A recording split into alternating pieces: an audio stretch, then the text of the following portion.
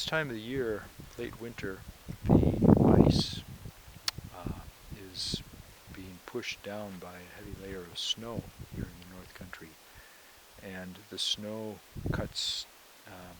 inhibits the oxygen formation under the ice because it's cutting off the sun's rays, and the conditions in shallow lakes like this become anaerobic, and the fish start suffocating, literally suffocating. They can't breathe. So they look for anywhere that there's incoming water that is richer in oxygen than what they're breathing, and that's typically incoming streams or springs, springs along the edges of the lake that are bubbling up and keeping an ice-free area where the oxygen from the air can mingle with the water. So on a lake like this, if we come down to the shoreline and take a look around the lake, we can tell by the topography where the springs and sometimes the inlets would be. For example, on the south side of the lake here, you can see how low the tree line is, and you can see the species of the trees. You can see tamaracks, which are the tall conifers without needles right now, and spruce trees. That means lowland. There's probably not going to be a spring in the lowland area because springs come usually at the interface of highland and lowland. The water percolates through the high ground and runs underground and comes out where it meets a body of water.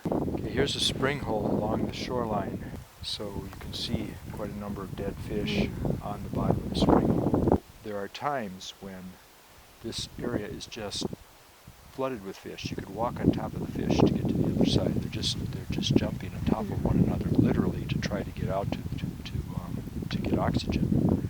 And we might have better luck at a spring hole further east along the shoreline. We'll go take a look.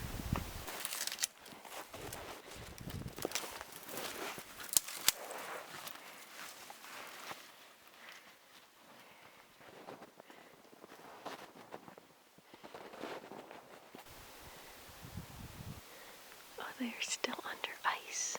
Yeah.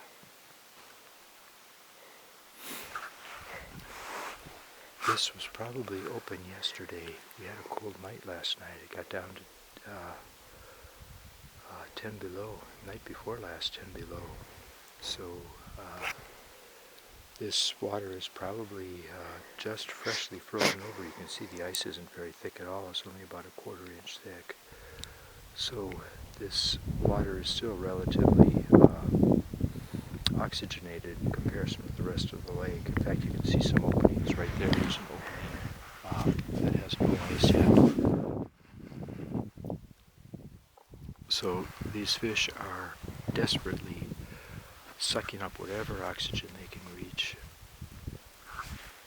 And there you can see a dead one floating around in there. There are probably a lot of dead ones laying on the bottom. We have a warm afternoon now. The sun is in here. The sun might melt through the ice. You can just imagine here. We won't catch any fish, but you can just imagine if we removed the ice, or if the ice wasn't here, you could actually go down and just grab them by hand. They're very torpid right now, partly because of the cold water and partly because they're weak, suffocating from lack of oxygen. If we had a net, or we could fabricate a net, which we could very easily do with a sapling here, we could bend it in a hoop and take a piece of loose woven fabric, a piece of our clothing if we wanted to, or we could fabricate a net out of twigs, basically a loose basket, and just go in there and scoop them up by the dozens. We've done it in the past. You can see there's some good-sized fish in there. And what kind of fish would you say these are?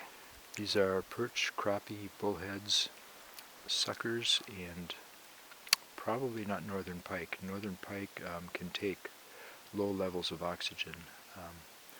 Most other species will die before the northern pike and the bullheads. Bullheads are very resilient too. They're oftentimes the last fish to live in a lake after all the rest have succumbed.